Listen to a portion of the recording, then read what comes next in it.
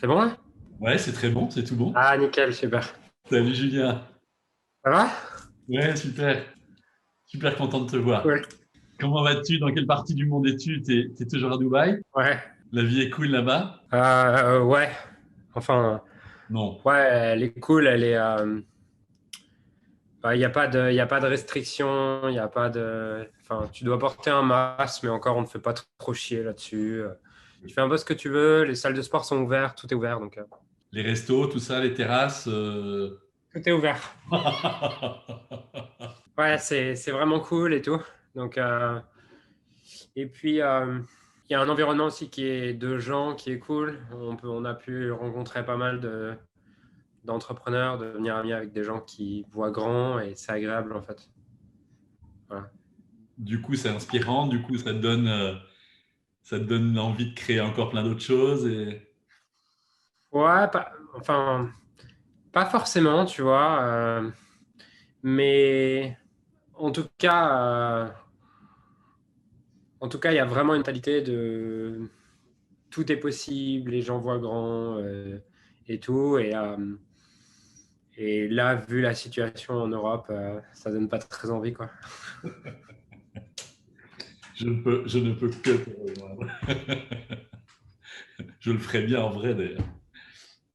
Super. Ben, écoute, merci. Merci du temps que tu me consacres, ça me touche beaucoup. Tu es quelqu'un qui compte, qui compte pour moi dans mon parcours en tout cas. Et donc, vraiment, je te remercie. J'ai apprécié chacune de nos rencontres. Euh, et quand c'était en live, c'était encore beaucoup mieux.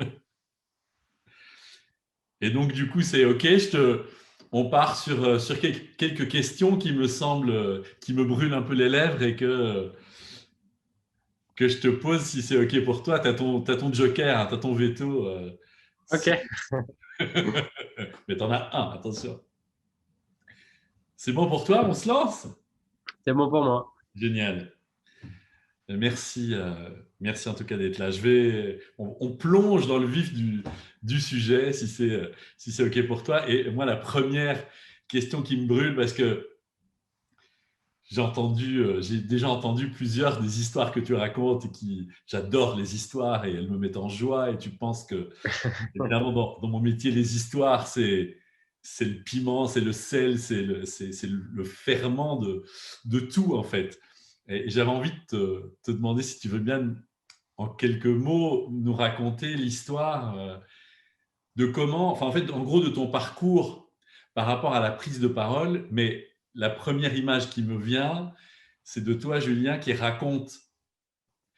euh, qui parle de toi et qui te raconte en, en suivant un coaching en séduction et qui est probablement timide ou introverti et de passer de ça.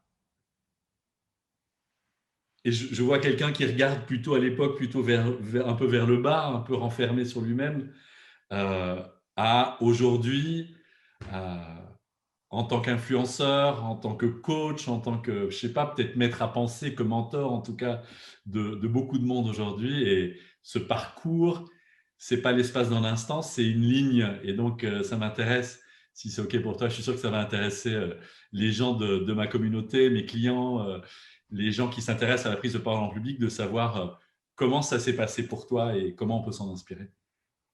Yes, carrément. Moi, je te remercie déjà de m'inviter ici. C'est toujours un plaisir de se ressentir ta joie communicative et ta chaleur naturelle. Donc, tu vois, ça me met de la joie. Euh, alors, mon parcours, j'ai eu la chance d'être sportif de haut niveau pendant mon enfance. Tu vois, de l'âge de 11 ans à 17 ans, je faisais partie des meilleur français en tennis. J'ai été 2 fois champion de France. Je joue à l'international. J'ai été sélectionné en équipe de France plusieurs fois et tout. Donc j'ai eu une enfance qui était vraiment pas comme les autres. Je me sens très chanceux de l'enfance que j'ai eue, même si je pense qu'elle était plus challengeante que la plupart des gens parce que quand tu t'entraînes 7 heures par jour et que tu vis loin de chez toi et qu'à 12 ans tu pars en internat, je pense que c'est plus challengeant, mais ça m'a aussi construit et appris et transmis beaucoup de valeurs. Et ce qui s'est passé, c'est qu'à l'âge de 16-17 ans, j'ai commencé à avoir… le tennis a pris moins de sens pour moi. J'ai eu 1 ou 2 échecs que j'ai pas vraiment digérés.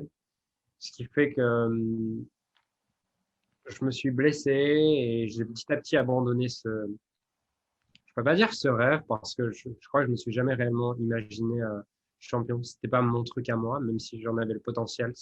Ça a jamais été vraiment mon rêve. Je me suis jamais visualisé en train de gagner Roland-Garros, quoi. Il y avait comme un truc dans cette vie qui me convenait pas, dans cette vie de sportif de haut niveau.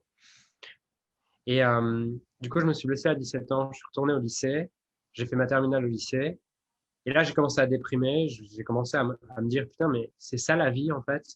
Euh, Elle avait pas de sens, elle avait pas de saveur, cette vie, comparée à cette vie à voyager, à avoir cette adrénaline de la compétition, de gagner, perdre, d'être tout le temps stressé. Et là, tu arrives avec…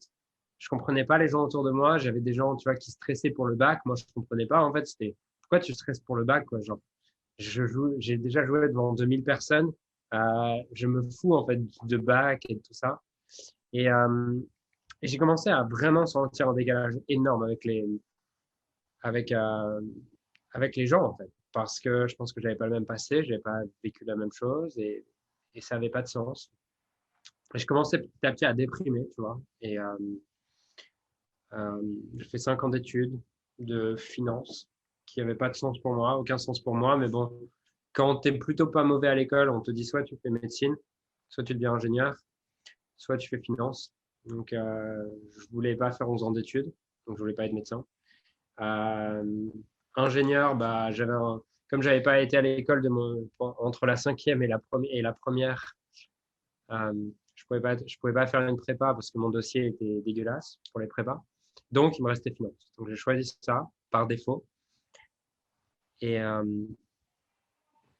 ça avait aucun sens pour moi. Je comprenais pas l'engouement que certains élèves dans ma classe avaient. Je comprenais pas. Mais bon, je savais pas quoi faire d'autre, tu vois. C'est-à-dire que je détestais ce que je faisais, mais pour autant, c'est comme si je pouvais rien faire d'autre. C'est comme si je savais pas quoi faire d'autre. Et quand autour de moi, je disais, j'aime pas mes études, j'ai envie de faire autre chose, bah, ce que j'entendais, c'était plusieurs choses. La première, c'était, bon, bah, t'es à 3 ans, il te reste plus que 2 ans. Maintenant, va au bout, tu vois, pour le diplôme. La deuxième chose, c'était, ah, mais tu comprendras le jour où tu feras ton métier. C'est normal, là, les études, tu es en train d'apprendre. Et quand tu feras ton métier, tu comprendras, tu verras le sens que ça a. Et en fait, ce qui s'est passé, c'est que lors de mon stage de fin d'études, quand le jour où j'étais censé comprendre, j'arrive dans ce stage de fin d'études et au bout d'une semaine, je me dis, mais c'est encore plus de la merde que mes études.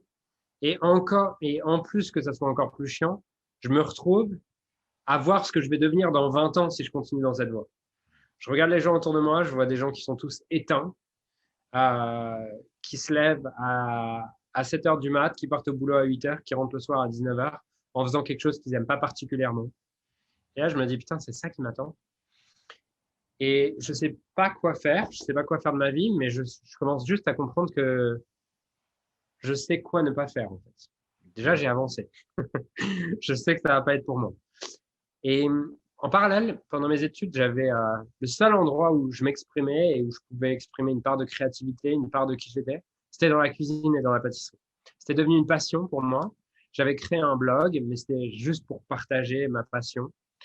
Et en fait, pendant mes études, ma seule intention, c'était de pouvoir être invité dans les meilleurs restaurants parisiens et pouvoir manger gratuitement. Parce que quand tu es étudiant, tu vas pas mettre 300 euros pour un restaurant. Mais c'était ma seule intention. Et ça a marché d'ailleurs. Et puis, il se trouve que pendant mon stage de fin d'études, j'ai une société de production au Japon qui me contacte et qui me dit, on a vu votre blog et on aimerait beaucoup que vous veniez passer un mois au Japon et une société de production vous filmera 24 heures sur 24 et vous irez découvrir tous les meilleurs restaurants du Japon et vous irez rencontrer tous les plus grands chefs du Japon. Est-ce que ça vous tente comme aventure? Moi, à ce moment-là, je suis dans ma banque de merde, je me fais chier à mourir. Est-ce que ça vous tente comme aventure? Ouais, merci de me donner un souffle de vie, tu vois. Donc, je, je finis mon stage de fin d'études, je pars faire cette émission de télé au Japon, un mois.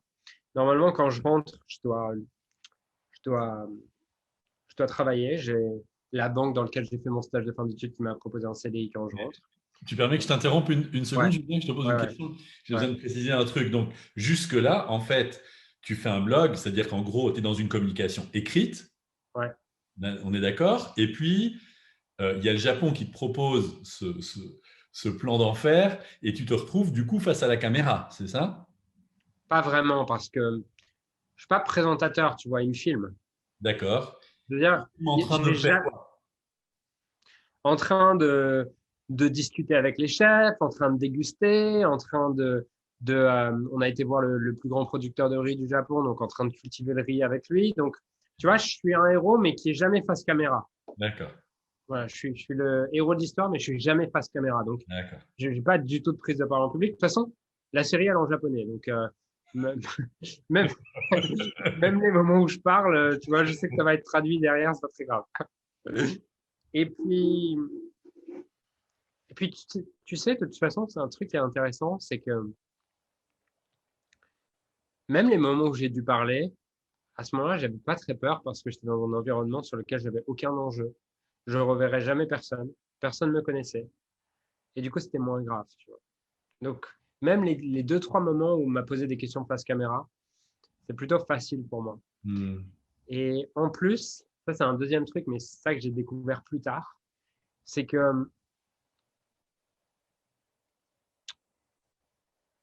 quand on me demandait de parler de cuisine à la caméra, par exemple, de ce que je pensais du plat ou quoi, comme ça me passionnait, j'avais pas peur. Hmm.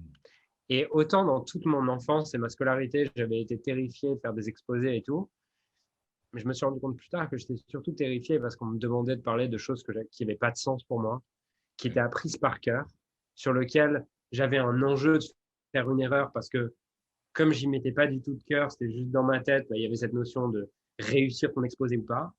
Et, et ça, je l'ai découvert justement plus tard, parce que quand je rentre du Japon, ce qui se passe, c'est que j'ai, pendant 30 jours, j'ai rencontré des gens passionnés par leur métier.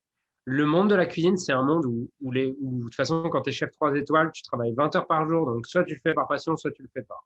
Hmm.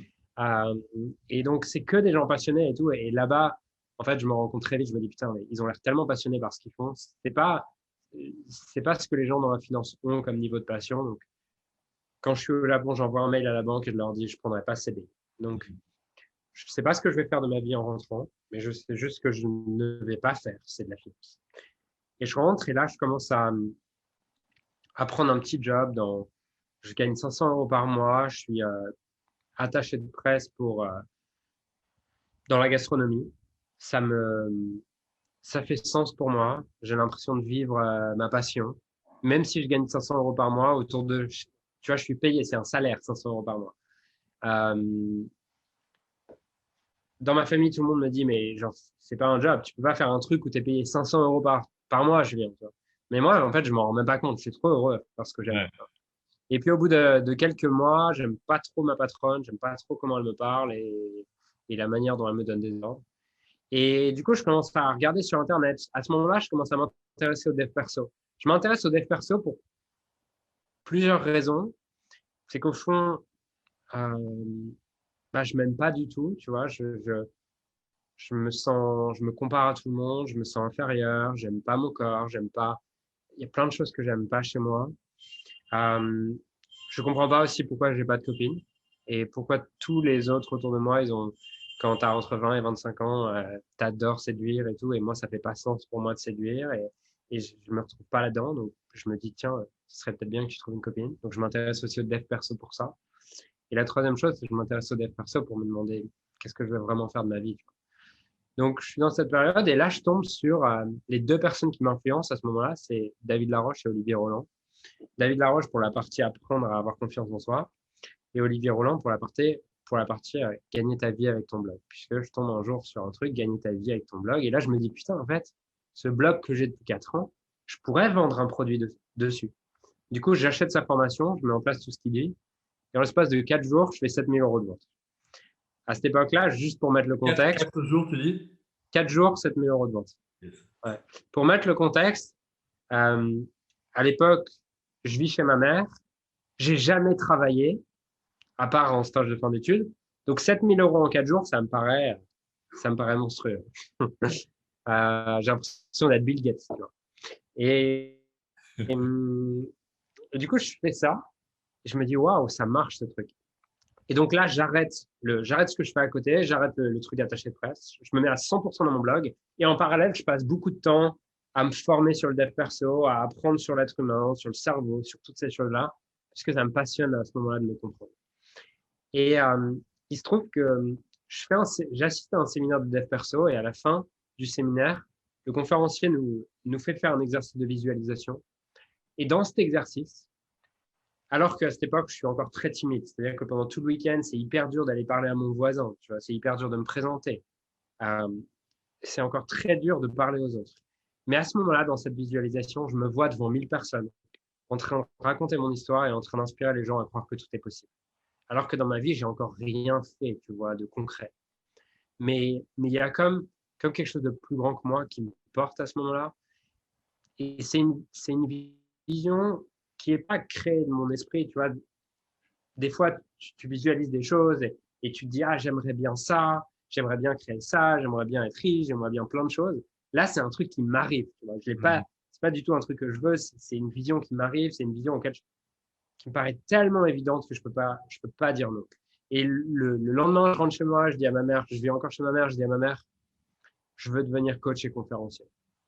Et là, ma famille et ma mère, les regards autour de moi, c'est en mode, et tu vas apprendre quoi aux gens, tu vois, genre ta vie, t'as rien fait encore dans ta vie, tu vois. Mais pour moi, il y a quelque chose de plus grand qui me porte à ce moment-là. Je m'inscris dans une école de coaching et 3 mois après, je fais ma première conférence et j'organise une conférence comme ça. Je loue une salle, ça coûte 100 €. Je fais venir des gens avec Eventbrite, avec Meetup. J'en parle sur Facebook, tout ça. Au final, je crois que j'ai 20 personnes dans ma salle. Et les 30 premières minutes de ma conférence sont horribles. Sont horribles. J'ai tout préparé, mot à mot. J'ai tout rédigé. J'ai ma feuille à côté de moi au cas où, tu vois, pour pas oublier un mot. Et les 30 premières minutes. PowerPoint, t'avais. Ouais, j'ai un PowerPoint, mais j'ai quand même ma feuille avec tous les mots que je dois dire les uns après les autres, tu vois. Et j'ai les 30 premières minutes qui sont comme ça. Puis au bout de 30 minutes, je me fais chier, j'ai chaud, je suis stressé, je prends pas de plaisir et je me dis, bah, tu sais quoi, genre, ça n'a pas de sens pour moi et je me demande, c'est quoi le message que tu as envie de transmettre? Et là, je laisse ma feuille de côté. Je me dis, juste, je vais parler avec mon cœur pendant les 30 minutes qui me restent. Et là, je vois que l'audience commence à être beaucoup plus présente. Elle commence à avoir plus d'émotions. Elle commence à réagir avec moi et tout. Et surtout, je prends 10 fois plus de plaisir. Et à la fin de cette conférence, j'ai les gens qui viennent me dire, bon, les 30 premières minutes, c'était pas terrible, mais la fin, c'était vraiment super cool. Trop bien. Et là, j'ai compris que quand tu parles avec ton cœur, en fait, ça change tout, tu vois. Et que j'ai compris que tout mon problème de confiance en moi tout mon problème de confiance en moi, de prise de parole en public, d'aller vers les gens, de savoir parler aux gens depuis que j'étais petit, en fait, il venait juste du fait que je m'étais toujours forcé à parler d'une manière qui n'était pas la mienne, à raconter des choses qui n'étaient pas importantes pour moi, et que, en fait, je n'avais pas du tout de problème de prise de parole en public. J'avais juste le problème d'essayer d'être quelqu'un d'autre quand je parlais en public et de me mettre la pression de réussir ou non, tu vois. Et à partir de ce jour-là, j'ai continué à faire des conférences, j'ai continué à développer différentes activités. Ensuite, la deuxième activité que j'ai développée derrière, c'était Mental d'Acier, qui était une société dans laquelle je vendais des formations et je faisais des coachings pour des sportifs de haut niveau sur toute cette partie préparation mentale. Cette activité a très bien marché et au bout de 6-8 mois, elle était complètement automatisée. Donc, je l'ai laissée de côté. Et j'ai des gens qui ont commencé à me demander, waouh, comment tu as mis tout ça en ligne, en place? Est-ce que tu pourrais nous aider à faire pareil? Du coup, je me suis dit, ah, bah ouais, en fait, c'est facile pour moi de développer. C'est facile. En fait, tu vois, pour les gens, quand le blog sur la pâtisserie, il avait 50 000 visites par mois, 50 000 visites en organique, pour les gens, c'était énorme. Moi, j'avais jamais vraiment réfléchi. Je faisais juste mes articles. j'avais été voir sur Internet 2-3 choses sur comment développer un blog, c'est tout.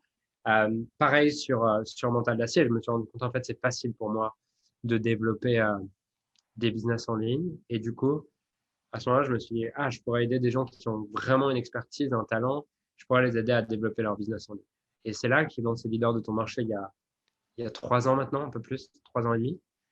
Et bah là, le business, pour le coup, a vraiment pris une autre ampleur et a décollé, puisqu'en l'espace de 9 mois, le business générait plus de 100 000 euros par mois. Et on a généré plus de 5 millions d'euros ces 3 dernières années, même 6, je pense. Et ma vie a totalement changé, on peut dire, ces 5 dernières années. Hmm. C'est formidable. Mais du coup, Julien, aujourd'hui, ton audience, elle est assez énorme. Ouais, ça dépend d'où on se place, mais oui. Bien sûr, bien sûr. En tout cas, quand on se place du début, du début de ton parcours. Mais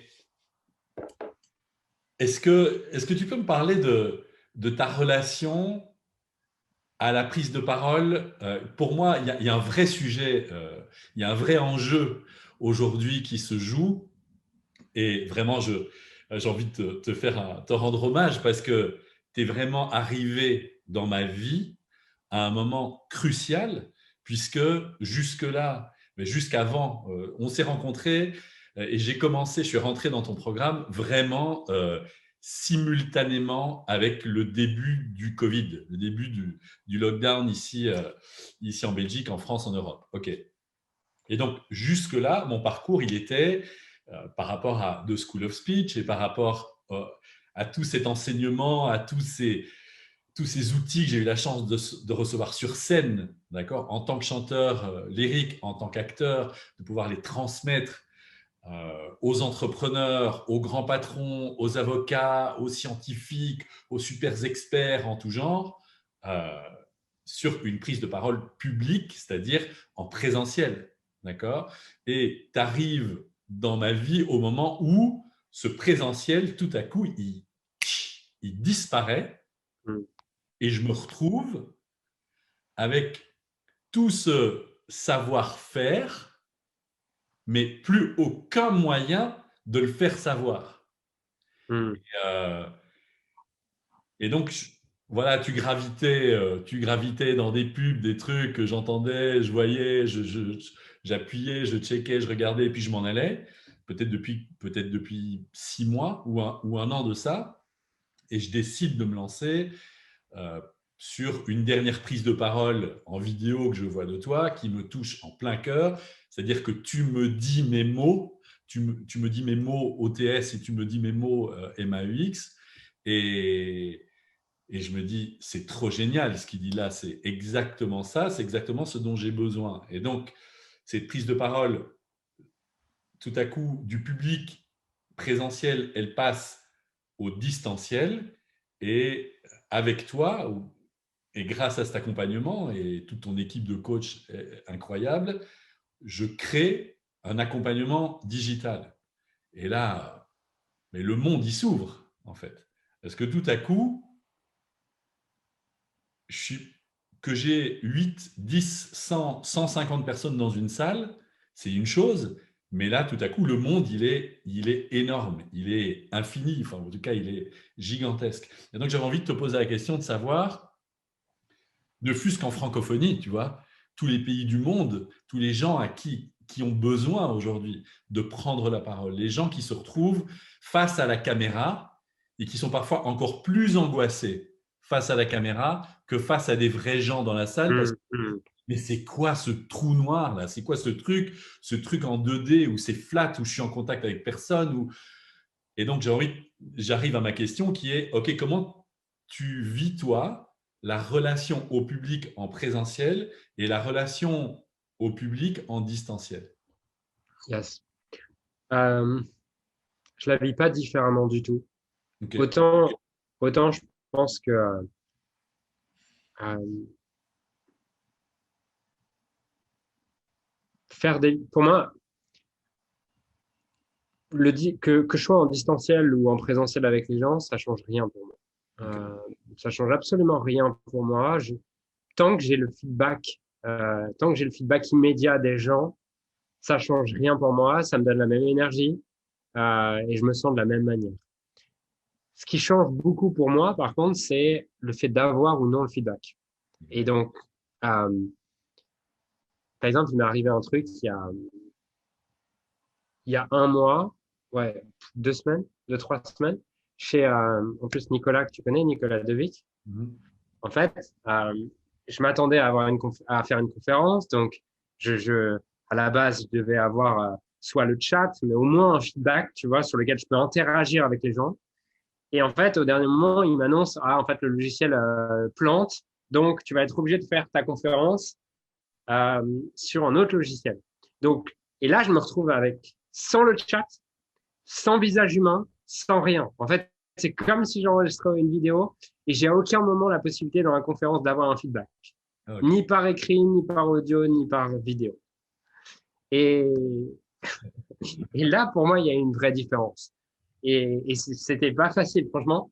Je suis resté dans mon truc et tout. Aujourd'hui, je suis encore en train de me demander est-ce que c'était de la merde ou est-ce que c'était bien ce que j'ai fait. Heureusement, j'ai eu des gens, j'ai reçu pas mal de messages en mode c'était trop inspirant et tout. Après, mais dans mon corps, moi, je me dis encore c'était peut-être de la merde. Tu vois. Mhm. Et donc, ça, pour moi, c'est vraiment différent et c'est pour ça que je suis pas fan de la vidéo. C'est pour ça que je fais assez peu de vidéos. Autant je fais beaucoup de live, je fais beaucoup d'interviews, je fais beaucoup de vidéos avec interaction, quelle que soit la forme, séminaire, conférence, tout ça. Autant la vidéo, j'ai pas encore trouvé ma manière de faire qui m'inspire parce que je me sens pas connecté avec l'audience quand je la vois pas en fait, quand j'ai pas un moyen d'avoir un feedback. D'accord. Donc ça, pour moi, j'ai une grande différence maintenant. Je trouve qu'avec les outils euh, comme Zoom et d'autres outils, euh, tant que j'ai le feedback immédiat et que je peux me sentir connecté, c'est pareil. Et je crois pas, en fait, tu vois, dans la connexion entre les êtres humains, après ça, c'est une croyance spirituelle que j'ai, c'est que je ne crois pas à l'illusion de l'espace. Tu vois, c'est-à-dire que euh, je pense être connecté avec toi exactement de la même manière que si on était à euh, 1 mètre l'un de l'autre, en fait, physiquement, tu vois. Mhm.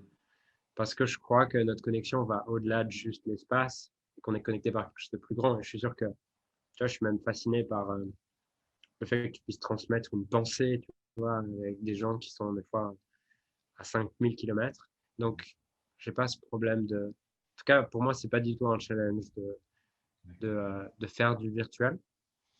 Et au contraire, j'estime que ça facilite bien ma vie et ça rend les choses beaucoup plus faciles. Regarde cette interview, c'est cool, chacun chez soi. C'est quand on se connecte, on fait cette interview, on discute, on passe un moment ensemble.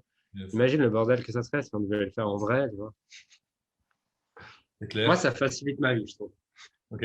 Donc pour toi, c'est des gens ou, ou pas. C'est-à-dire en contact avec des gens ou seul, quoi, face à.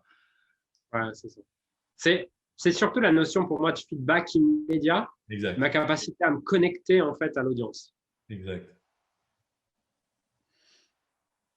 Ok. Tu chantes sous ta douche? Non, Non? Est-ce non. qu'il y a des moments où tu utilises ta voix, genre quand il y a personne, juste pour le plaisir, comme ça? Pas souvent parce que non, pas souvent, pas souvent. En fait, pas souvent parce que je suis plutôt introverti, tu vois. Donc, je suis plutôt introverti. Donc, quand je suis seul, j'aime beaucoup le calme. Je pense à l'intérieur de moi ou alors je vais écrire, tu vois. Donc, j'utilise assez peu ma voix. Enfin, j'utilise toute la journée, mais Ouais, en interaction avec les gens. d'accord. Super.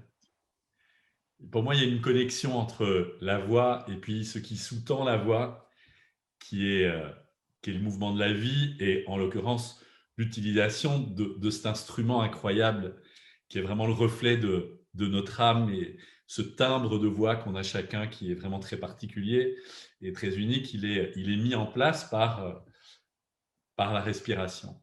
Et la respiration, c'est vraiment une connexion à soi et un outil incroyable qui va bien au-delà, évidemment, de l'utilisation de la voix. C'est une connexion spirituel extraordinaire, mais est-ce que tu as, toi, des rituels ou des outils que tu utilises de respiration qui t'aident d'une manière ou d'une autre dans ton travail, dans ton parcours, dans ta méditation, je sais pas, dans tes rituels? Non, non, j'en ai pas, mais je pense qu'effectivement, ça pourrait être une bonne chose. Maintenant, je pense pas que ce soit dans mon système de valeurs parce que, enfin, plein de fois, j'ai essayé parce que j'étais séduit par l'idée. Des gens qui m'inspiraient disaient faire ces pratiques et, et j'ai jamais réussi à m'y tenir, tu vois. Ok, Jamais réussi à m'y tenir. Je pense que j'ai une forme de méditation qui est, je vais faire de la méditation active sous deux formes. Euh, la première, c'est à travers l'écriture. C'est ma forme de méditation et de présence à moi. ok. J'écris beaucoup, enfin beaucoup, tous les jours au moins, tu vois. Je mets mes pensées par écrit au moins tous les jours. Et le sport, qui fait vraiment partie de ma vie et sur lequel j'ai vraiment l'impression d'avoir un espace sur lequel je pense pas, en fait. Ou alors, au contraire, sur lequel j'ai des idées, mais pas conscientes, tu vois, vraiment des D'accord. idées qui m'arrivent. Mais plus que probablement, dans cette pratique du sport, il y a une pratique liée à la respiration qui doit certainement être vachement intense quand même. Ouais. Je reviens toujours à cette respiration parce qu'elle me semble tellement être à la base de tout ce qu'on fait, trouver ce rythme juste, cette respiration juste, cette expression juste. Super. Et du coup, je passe du coq à l'âne, mais il y a un truc C'est qui… marrant, c'est marrant que tu abordes ça. J'ai beaucoup de trucs autour de la respiration qui me viennent depuis 2, 3 semaines, tu vois. En mode, genre, je lis un livre et le gars parle pendant la moitié de son livre de la respiration et je suis attiré par ce livre. J'ai une amie qui me dit, ah, je viens de m'offrir une formation sur la respiration et tu me parles de respiration. Donc, je me dis que j'ai sûrement quelque chose à apprendre autour de ça. Super. Je suis, j'ai eu pendant un bon moment un coach spécialisé là-dedans qui est vraiment, enfin, qui a été champion du monde de plongée en apnée pendant plusieurs années. Il a collectionné un nombre de prix incroyable.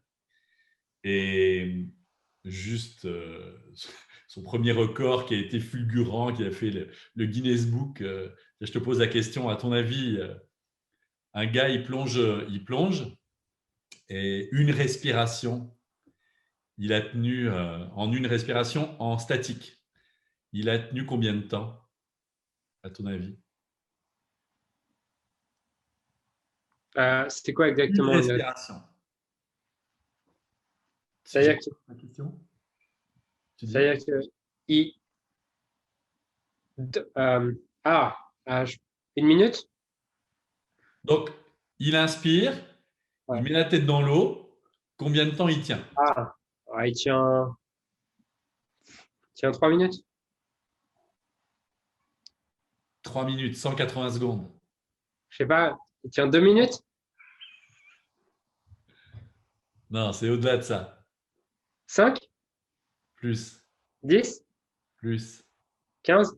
plus. 20 minutes? 22 minutes. Oh, ok. 22 minutes. Bon, c'est un fou furieux, hein. Euh, 22 minutes. Et le record a été battu d'ailleurs. Je pense qu'on a 24 maintenant. Mais donc, le mental, tu parlais de mental d'acier, le mental de ce gars, c'est juste hallucinant. Et en fait, son travail de respiration est intimement lié à son travail de yoga. Et il parvient, alors qu'il a plutôt une pulsation cardiaque au départ qui est assez rapide, il est à 90 battements par minute en moyenne. Et il parvient par son travail de mentalisation, de cohérence cardiaque, à diminuer sa pulsation cardiaque à 30 pulsations Hmm. minutes, en l'espace d'une minute, je pense. Et donc, il parvient à tenir effectivement 22 minutes. Il est parvenu à tenir 22 minutes, ce qui est énorme. Et voilà, je suis très impressionné et très intéressé par ce travail parce que je pense que le travail de respiration est vraiment la base absolue de toute prise de parole, puisque, mais ça c'est un peu en tant que technicien évidemment que je l'aborde, puisque tout son qui sort de notre bouche, c'est concrètement et physiquement nos poumons qui se vident d'air, et cet air qui vient prendre une information sacrée quelque part dans notre cerveau, et puis après qui est exprimée et mise en vibration. Et donc, ces vibrations, ce silence, ces pauses, la respiration, toute cette mécanique, je la trouve incroyable, quoi, extraordinaire. On est les seuls êtres vivants à être capables de prendre un acte qui, en fait, est un acte qui est totalement instinctif et qui dépend du cerveau reptilien, et tout à coup, d'en faire quelque chose de conscient et de parvenir à respirer en conscience. Et donc, utiliser cette respiration pour s'exprimer. Je trouve ça génial. Mais si tu es OK, je passerai du coq à l'âne, et il y a une question qui me venait. Je t'ai entendu parler lors du parcours de coaching que j'ai eu avec toi, du fait de se positionner. Ça peut être évidemment dans les posts qu'on met sur les réseaux sociaux, à l'écrit et ou dans les vidéos qu'on fait, mais de prendre position, des positions qui ne sont pas toujours très consensuelles, de polariser. Et donc, moi, j'ai envie de t'entendre là-dessus sur qu'est-ce que c'est pour toi d'oser prendre la parole sur les réseaux sociaux et peut-être de dire des trucs qui vont ramener des gens très proches de nous et qui vont en éloigner beaucoup d'autres. Ouais.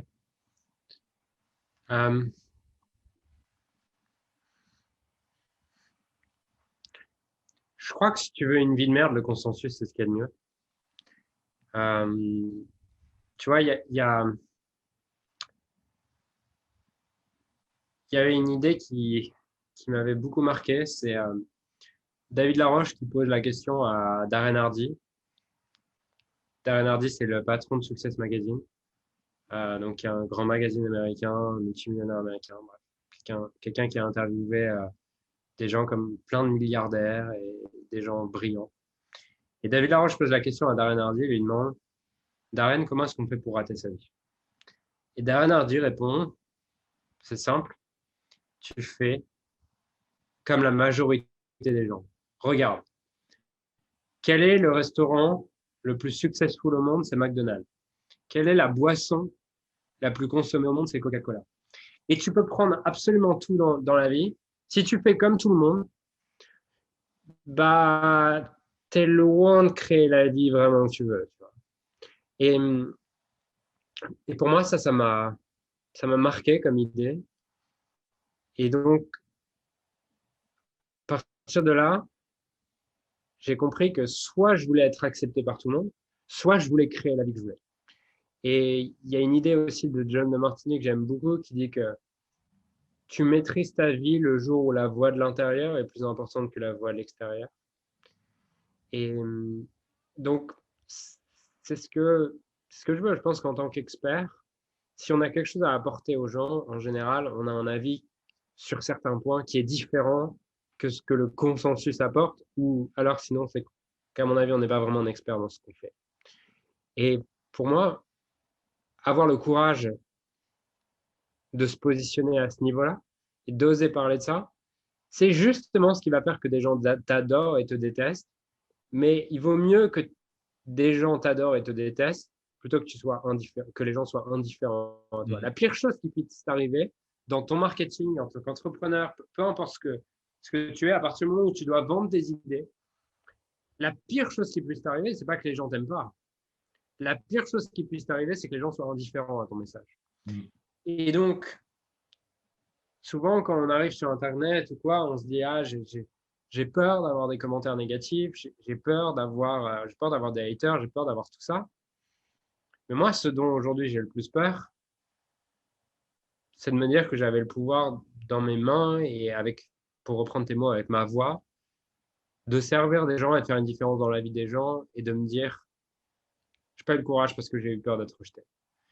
Et c'est une idée aussi qui a beaucoup marqué ma vie, ce livre de Brené, non, j'ai plus l'auteur de ce livre, mais qui dit les 5 regrets des personnes lorsqu'elles meurent. C'est un livre d'une infirmière australienne qui a étudié plusieurs milliers de patients en fin de vie qui leur a demandé qu'est-ce que vous regrettez. Et en fait,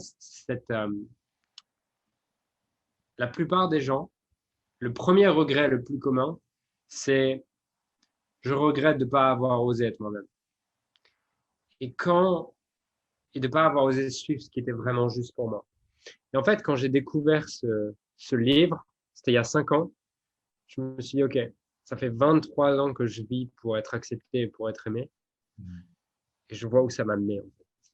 Ça m'a amené à être dans un job qui n'a pas de sens pour moi, à avoir des amis que j'aime pas vraiment, à continuer à entretenir des relations qui n'ont pas de sens pour moi, à faire des choses pour être accepté, pour être aimé. Et en fait, je me sens vide.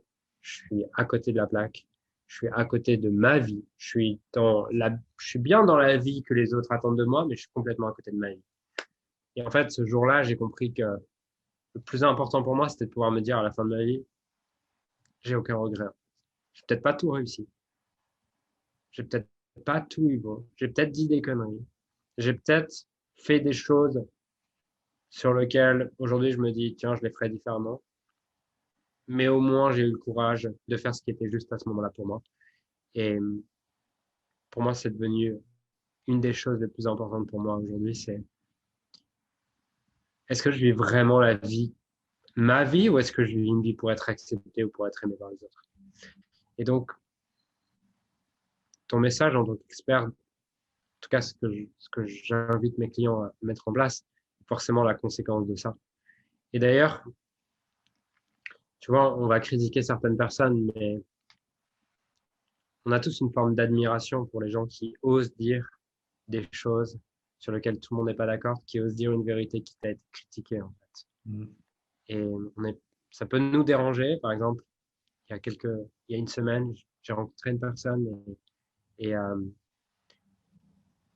directement, dès le début de la conversation, cette personne me dit, écoute, dans notre relation, pour ça va être très important pour moi. Ça me dérange. Quand tu as fait ça dans le passé, alors qu'on se connaît à peine, tu vois, ça m'a dérangé. Donc, ça mettait de la tension dans la relation. Quand la première fois que tu rencontres quelqu'un, il te pose déjà toutes les choses qui vont pas pour lui. Ça met de la tension.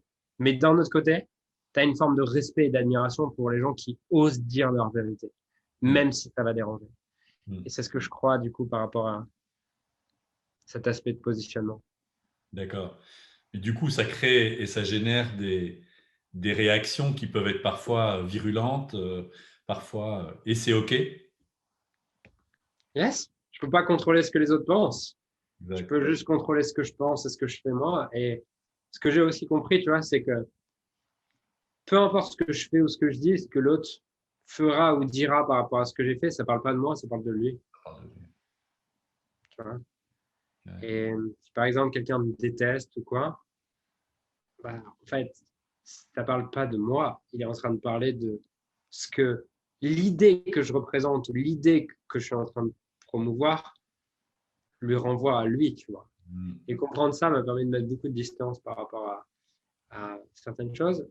Et là où ça devient intéressant, c'est si moi, ça me fait quelque chose. Parce que si moi, ça me fait quelque chose, là, d'un coup, ça parle de moi. Tu vois. Et même si, en fait, ça parle tous les deux, par exemple, si quelqu'un me déteste sur Internet et me critique, le moment où il me critique, où lui ressent une émotion vis-à-vis de mon contenu, mon idée, ce que je véhicule, là, ça parle de lui. Mais si au moment où je découvre ça, ça me fait une émotion, ça me parle de moi. Et aujourd'hui, j'ai vraiment beaucoup de gratitude pour mes haters parce que soit quand ils font un commentaire ou quoi, je me dis ça me fait rien et j'ai une forme de compassion pour lui. Tu vois, je me dis c'est dommage parce que je crois qu'il n'a pas conscience que ça parle de lui. Et soit je ressens ça, soit si ça me fait quelque chose, là je me dis tiens c'est intéressant. Qu'est-ce qu'il est en train de me montrer que je n'aime pas encore en moi, tu vois. Et aujourd'hui je vois vraiment comme les haters comme un outil de développement personnel. C'est mon miroir en fait. Certains vont me soutenir et génial, ils vont me montrer les parts de moi que j'aime bien. D'autres vont me challenger. Et là, ils vont être aussi mon miroir, en mode, tiens, qu'est-ce qui me renvoie que j'ai pas encore appris à m'aimer? Génial, merci pour l'opportunité. Super. Du coup, moi, ça m'inspire d'aller un peu plus loin avec toi, si c'est OK, que tu nous parles pour toi enfin, tu l'as déjà dit en partie, mais de ce que c'est pour toi l'authenticité. Parce que c'est vraiment un point qui me semble crucial dans la prise de parole, toucher à cette authenticité. Et en même temps, ce terme, il est complètement galvaudé, quoi. Il est utilisé tout le temps, à tort et à travers. Il faut être soi, plus avec son cœur, plus. Et donc, je ne sais pas s'il y a peut-être quelque chose que tu peux nous dire par rapport à ça, sur comment toi tu abordes cette idée d'être authentique.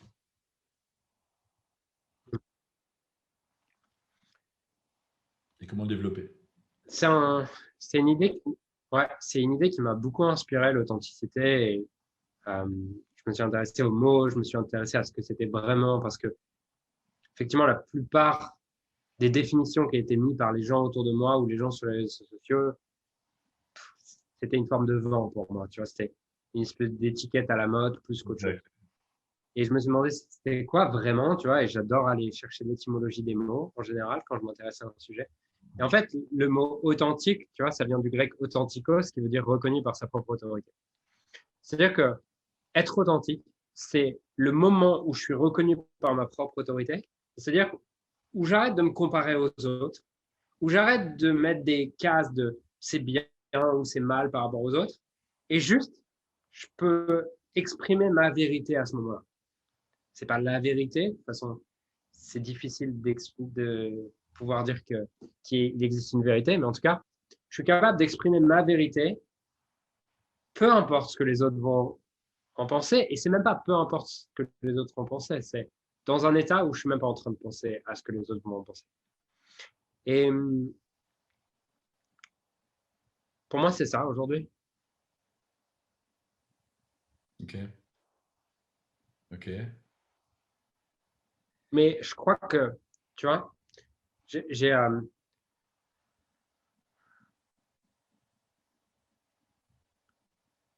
je pense que c'est un peu, il y a un mot qui peut être connexe, qui ne veut pas du tout dire la même chose, mais en tout cas qui est indispensable pour pouvoir accéder à l'authenticité, c'est la vulnérabilité. Et la vulnérabilité, c'est un terme dont Brené Brown a pas mal parlé, tu vois, et elle le définit comme, euh, elle a trois composantes dans la vulnérabilité. Le premier, c'est euh, il y a une notion de courage, il y a une notion d'emotional exposure, donc je m'expose émotionnellement. Et il y en a une troisième que je sais plus, mais tu peux pas être authentique tant que tant que tu as peur du jugement, tant que tu as peur d'être critiqué. Et pour moi, tu peux être authentique. Tu seras jamais 100% authentique en tant qu'être humain, c'est une illusion. Parce que être 100% authentique, ça voudrait dire t'aimer à 100%, ce qui, je pense, est aussi une illusion. Donc, l'idée, c'est comment est-ce que je peux apprendre à m'aimer encore davantage, parce que c'est une condition indispensable pour être authentique. Je peux pas être authentique sur un truc où je m'aime pas, parce que les endroits où je m'aime pas, bah, je vais essayer de masquer ces parts de moi que j'aime pas.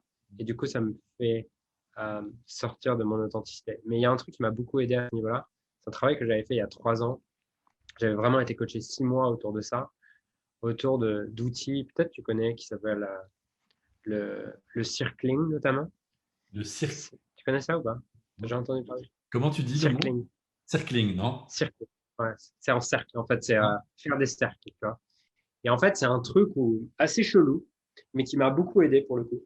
C'est un truc où tu te mets en cercle avec des gens que tu n'as peut-être jamais vus. Et il y en a un qui va commencer à prendre la parole. Et t'as l'autre en dehors qui va dire, ah tiens, quand tu dis ça, moi, ça me fait ça. Et tu as l'autre d'après, quand tu fais ça, ça me fait ça. Et ça te fait dire des choses que tu n'as peut-être jamais dit à des inconnus, par exemple. Tu peux te retrouver avec une fille que tu n'as jamais vue dans le cercle. Et bah, quand tu as dit ça, je me suis senti attiré par toi, j'ai eu envie de toi. Et que des trucs comme ça. Et ou par exemple, d'autres exercices qui étaient du type, tu te mets en cercle, pareil, et tu commences avec ce que je ne veux pas que tu saches de moi, c'est, et Ouais. tu es obligé d'enchaîner. L'autre enchaîne, l'autre enchaîne, l'autre enchaîne. Et tout ça m'a permis de petit à petit te rendre compte que, ah ben en fait, quand tu dis la vérité, il se passe rien en fait. Et la seule chose dont tu as peur, au final, c'est pas la réaction des autres, c'est ton propre jugement vis-à-vis de toi-même. Exact.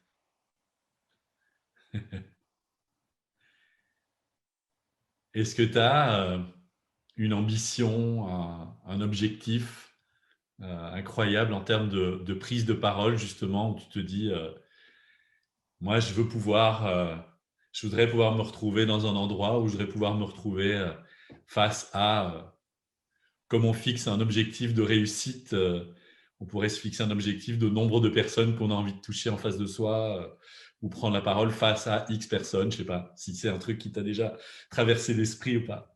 Ouais, c'est sûr. Mais il fait de moins en moins sens cet objectif Ouais. parce que je me rends compte que c'est juste un truc d'ego et de reconnaissance, tu vois, en mode que tous ces gens m'admirent, tu vois, que 10 000 personnes m'admirent en même temps pendant 1 heure. Et moi, ça fait de moins en moins sens. Par contre, forcément, j'ai envie de toucher le plus de personnes possible avec mon message et c'est ce que j'essaie de faire tous les jours en développant le podcast, en faisant ces interviews, en faisant tout ça. Mm. Ça, c'est quelque chose de plus authentique pour moi, quelque Mm. chose qui appartient plus à cette part de moi de me dire, tiens, j'ai l'opportunité de partager mon message sans savoir d'ailleurs combien de personnes vont l'écouter, sans savoir combien de personnes vont le regarder. Et, et je dis pas que si j'avais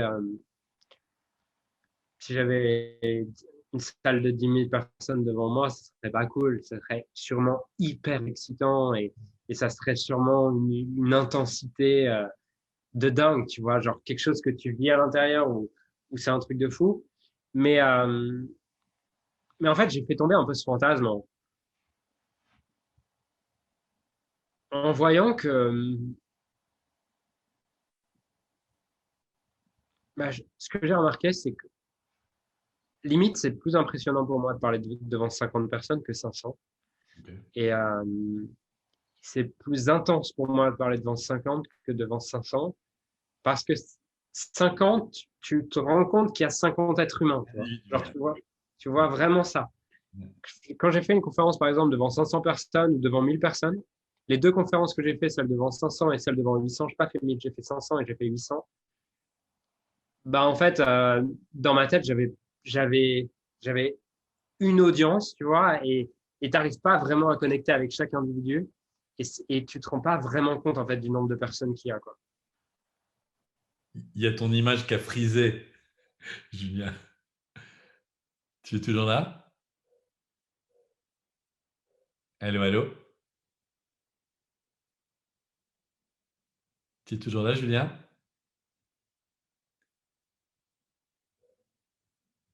Je vais peut-être mettre l'enregistrement sur pause.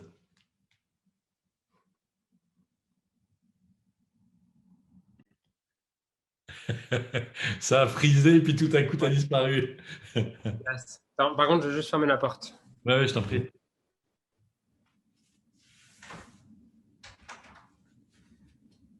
Mais ouais. Du coup, je te disais que en fait, ça avait été assez décevant pour moi de parler devant 500 et 800 personnes Ouais. parce que j'avais l'impression de parler vraiment devant. Enfin, je n'étais pas connecté de la même manière qu'avec 50 personnes. D'accord. Et je me rendais moins compte des gens, tu vois. C'était beaucoup plus impersonnel D'accord. qu'une plus petite salle. Et du coup, est-ce que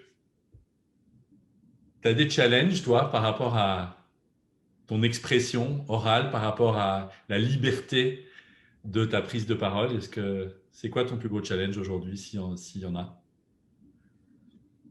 Je me sens pas vraiment challengé parce que je, je me sens pas mal à l'aise. Euh, j'ai le cœur qui bat un peu plus vite ou quoi avant, mais je pense que c'est plutôt une bonne chose et Mm. que perdre ça m'empêcherait, enfin, ferait que je serais moins focus et moins dédié à ça. Donc, j'ai cette tension, mais je la vois plutôt à mon service. J'estime pas avoir un challenge aujourd'hui. Je pense que bien sûr, je peux progresser comme dans tous les domaines. Et, mais j'ai pas un truc où je me dis, tiens, ça faut vraiment que je le dépasse. Euh, Maintenant, je pense bien sûr que si j'y mettais de l'attention, pourrais devenir meilleur. Encore meilleur, tu veux dire? Ouais, sûrement. Super. Eh bien, écoute, merci Julien. Merci. Il y a vraiment un élément en plus sur lequel je voudrais vraiment te remercier. C'est que tu m'as permis de comprendre beaucoup de choses. Et il y a un des éléments en plus vraiment qui a été assez frappant pour moi. C'est au début du travail que j'ai pu faire avec toi, où je me rendais compte de combien je mettais de l'attention, L apostrophe, et peut-être d'ailleurs de l'attention aussi, sur ce que je pourrais appeler la forme.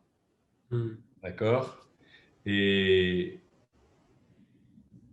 et j'ai adoré en fait d'autres formes, peut-être moins esthétiques ou esthétisantes, mais de moments où tu étais effectivement tellement connecté. Alors revenons à l'authenticité, mais où tu étais tellement connecté à ce que tu disais, et il y avait un tel feu intérieur que la chemise, le t-shirt, le décor derrière, tu vois, enfin, je sais pas, tout ce qui pourrait faire partie du cadre, du non-verbal, du truc, et qui serait soi-disant comme là, j'ai le cadre avec le lion, le truc, le machin. Mais c'est vrai qu'une chemise que j'aime, c'est vrai parce que c'est important pour moi et que j'aime ça et que j'y mets, j'ai du plaisir à ça aussi. Mais ça m'a bien foutu des gifles et ça m'a vraiment permis de sentir, et merci pour ça, j'ai fait des vidéos là-dessus d'ailleurs aussi, je me retenais tellement tant que la forme n'était pas parfaite pour moi que du coup je faisais rien, Ouais. j'y allais Tu pas vois, quoi. tu Donc, vois, pour moi, l'authenticité, c'est aussi ça. C'est aussi parce que s'imposer la forme, s'imposer que ça soit beau et tout, pour moi, c'est inauthentique parce que tu prends une autorité extérieure, quelqu'un a dit que ça devait être beau ou quoi, et tu t'imposes ça. Maintenant, être authentique, c'est aussi être authentique avec nos valeurs et notre système de valeurs, ce qui est important pour nous, par exemple pour moi. Euh, c'est beaucoup plus important la simplicité, pas en mode je suis quelqu'un de simple, mais en mode j'ai pas à me prendre la tête pour délivrer mon message, tu vois. Si je dois commencer à set-up la caméra pendant 10 minutes, set-up le micro et tout, au final, il me faut 15 minutes pour faire une vidéo de 5 minutes, je sais que je la ferai pas. ouais, Et donc, pour moi, c'est beaucoup plus important. Euh, la simplicité est plus importante que la beauté. d'accord. Donc, mon business et tout est en cohérence avec ça. Je connais des gens pour qui bah, la beauté est vraiment quelque chose d'important pour eux et ils sont prêts à payer le prix qui va avec. Tu vois. C'est-à-dire que bah, tu produis moins de contenu parce que tu mets plus de pression, tu te prends la tête et tout. Mais c'est juste arrivé pour moi à trouver cet équilibre entre qu'est-ce qui est vraiment important pour moi, quel est le prix à payer pour vivre ce qui est important pour moi et qu'est-ce que je dois être prêt à sacrifier, entre guillemets, pour être authentique avec moi-même. Tu vois. Il y a un moment où il y a vraiment cette phrase qui m'a beaucoup parlé, qui est mieux fait que parfait, quoi. Et mieux fait que parfait. Vas-y, fais les choses et avance. Et puis on voit, et puis on efface, et puis on recommence, mais fais-le, quoi. Et j'ai aussi aimé le fait quand tu m'as dit je fais des vidéos et je les regarde absolument pas, je les poste, quoi. Je la tourne, je la poste. Si je les avais regardées, je C'est les aurais clair. probablement jamais envoyées ou jamais postées. Tu vois, il y a aussi des inconvénients à ça. C'est-à-dire que euh, bah, je progresse moins parce que je ne me donne pas ce feedback et tout. Et, et aujourd'hui, j'aurais tendance à faire évoluer ça. Mm. Si je devais me remettre à la vidéo, en refaire régulièrement, je pense que je les regarderais justement parce que je suis dans une phase aujourd'hui où ça devient important pour moi, dans ce qui est authentique pour moi, mais de me demander comment est-ce que, en mettant un peu d'attention sur la forme, je peux toucher plus de monde. Yes. Yes. Super, super. J'aurais encore un million de questions, mais Je te propose qu'on en reste là pour aujourd'hui, à moins que tu aies envie de... S'il y a quelque chose qui te vient Comme tu, encore, je te laisse comme tu le souhaites. le mot de la fin. Non, moi, je suis ravi, je suis touché, je suis rassasié et je suis plein de gratitude de ce moment, vraiment. Ça me touche beaucoup. Et je suis certain que les gens qui vont t'entendre pourront tirer vraiment quelque chose de ça. Et donc, Julien Musi, je ne peux que vous le recommander. Et c'est super. En termes de développement, de travail Génial. sur soi, Je travail te en remercie, soi, Gilles, pour, c'est super. Tu je te disais. remercie en tout cas pour cette opportunité de me laisser partager ce message. Génial. Je te remercie du fond du cœur et puis je te dis de toute façon à très bientôt. Merci Julien. Yes. Merci, Gilles.